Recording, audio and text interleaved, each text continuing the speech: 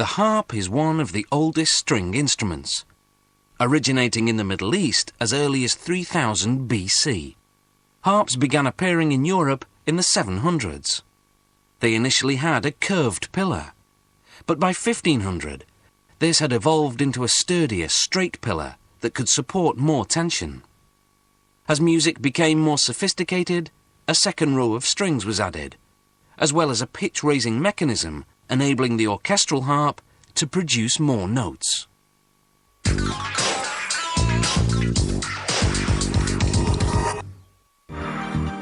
This harp is a cross between a classical harp and a Celtic harp, with a pillar in the front, sound box in the back, and the neck running across the top.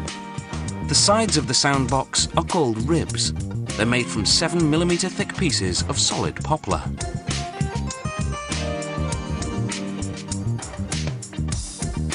The instrument maker traces a rib-shaped template on the wood, then cuts out the shape using a bandsaw.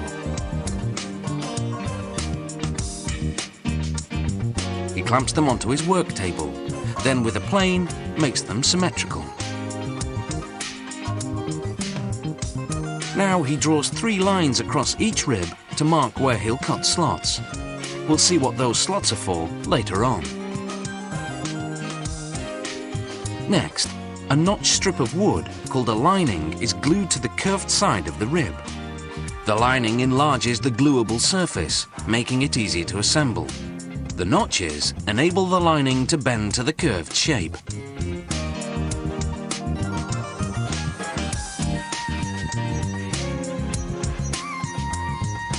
Now the maker glues on the lining that will connect the straight side of the rib to the front of the sound box. He shaves off some wood with a small plane, then rounds off a corner.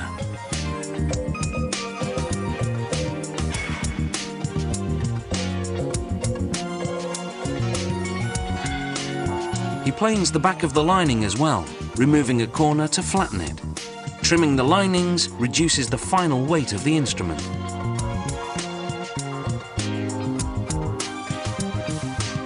Now the maker cuts off the ends of the linings to be able to slide into place the adjoining parts, the bottom plate and top plate.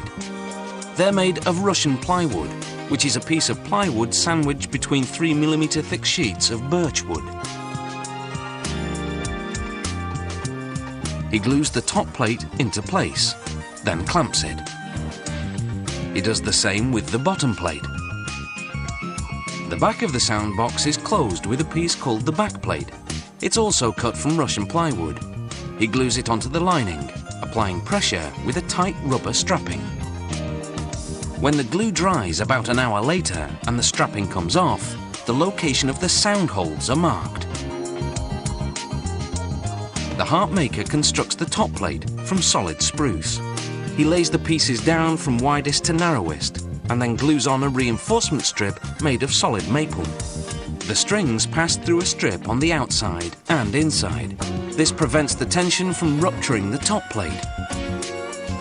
He attaches a solid poplar frame to strengthen where the top plate and ribs join. After sanding with fine sandpaper, he coats the sound box in varnish. Those slots on the ribs seen earlier are now used to hold the bracings to prevent the ribs from bowing under the tension of the strings. Using a bandsaw, now the instrument maker cuts the neck from a 2cm thick board of Russian plywood.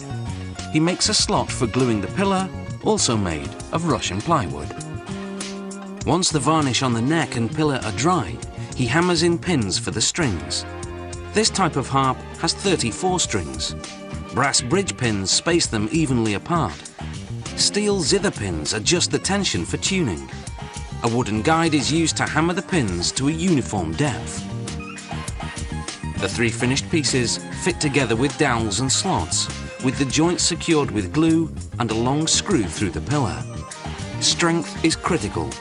This harp has to withstand 360 kilos of string tension. Reaching through the sound holes, the maker threads the strings through the reinforcement strips to the pins outside. These are nylon strings. Harps can also have steel strings. The last step is to tune the harp.